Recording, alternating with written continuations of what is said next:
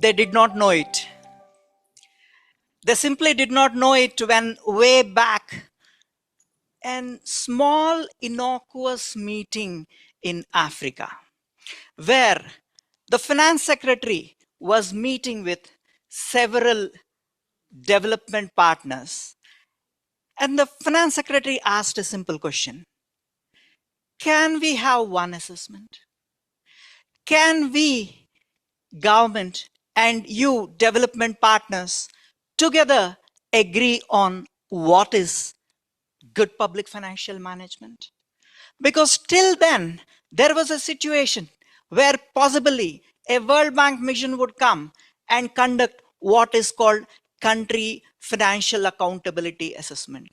Probably 2 months before, there would have been a DFID assessment on the fiduciary state of the financial management system and a European Union Commission assessment. So multiple assessments and an IMF review of the whole finances.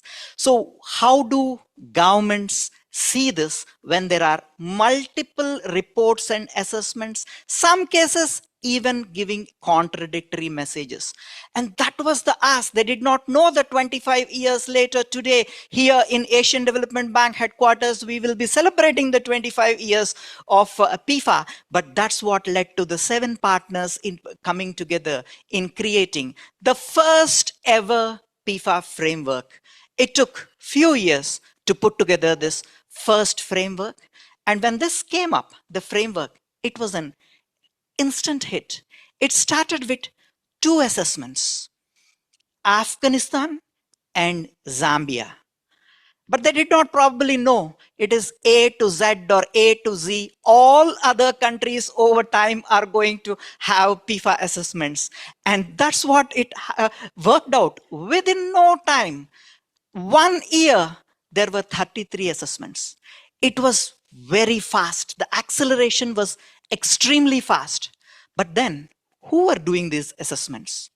Assessments are led by development partners, donors. The whole tool is seen as a mechanism where individual development partners sacrificed, dropped their own institutional tools for fiduciary risk assessment and for financial management assessment and converged behind PEFA.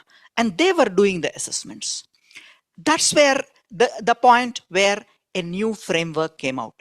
With the initial experiences, the 2011 version of the framework came out. That also triggered a question. Is it right? Is this the model which is going to be the model for future? And something very important happened at that point of time. Busan Conference 2011 on development effectiveness. It changed the rules of game for development community.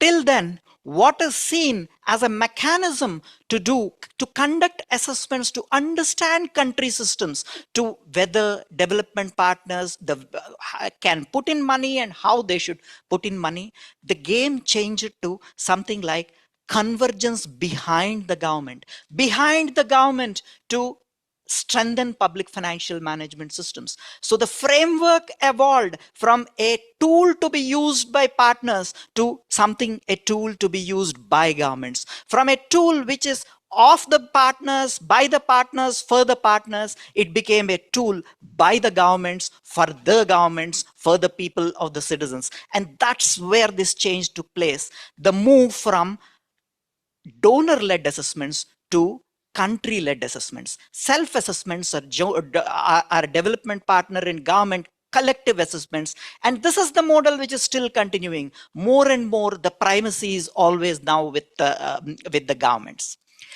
Then came another situation. There was this country which was nicely doing PEFA assessments, had strong appetite for public financial management reforms, and it was doing good reforms. And on a particular day, the president of the country decided that the election is coming, and it's a very complex election, and ordered their teams to have fictitious transactions to steal money from the IFMIS system and fund election campaign. Money was stolen from the IFMIS system to probably into the election system, and it was a catastrophe. Then the questions came up. Of course, it's a different matter that the president lost the election and eventually even faced the consequences. But more importantly, the question came up: if there are PEFA assessments, if there are PFM reforms, did all this not get flagged? It was. When it was examined, the PEFA assessment reports clearly flagged issues. But then something else was also discovered.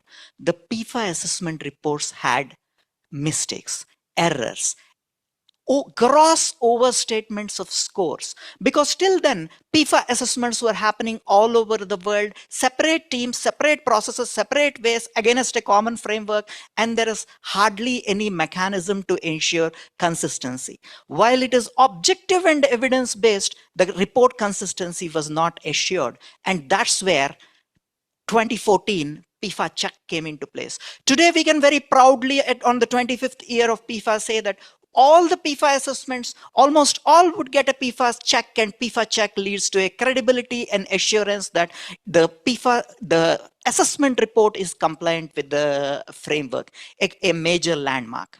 That also led to further brainstorming based on the experiences. What do we get? 2 years it took for the landmark current framework to evolve. Every stakeholder in the world, governments, development partners, everyone came together to understand what they want to define as common good practice on public financial management.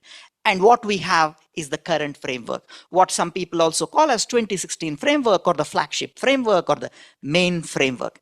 There was no looking back after this. It was fast. Countries were doing self-assessments and joint assessments.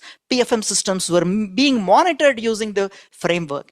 Additional tools came up. You have the gender PEFA framework coming up, a subnational guidance to enable subnational governments use the national framework was introduced, and things were developing very fast ever since, till the climate PEFA assessment came up, and what we now after climate PEFA called the PEFA plus plus. A plus plus would mean PEFA plus either gender or climate. A plus plus would mean PEFA, gender and climate included to national PEFA. And now in a 25th year, we are more now talking of plus, plus, plus, plus, collectively doing several assessments at one go.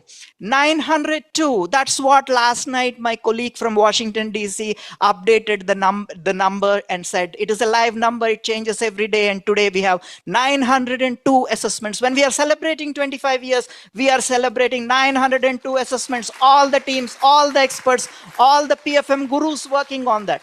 40,000 plus PFM experts trained, associated in the process over the 25 years of journey. And in 156 countries, this transformative impact has taken place and is covering 90 plus freelance consultants working world over to conduct PFM assessments, and some of them are also in this room. And all the PEFA secretariat members, way back from 0 members when the PEFA initiative started, 1 member for several years is the staffing for PEFA secretariat, and now we have for all the PEFA secretariat colleagues who worked on that.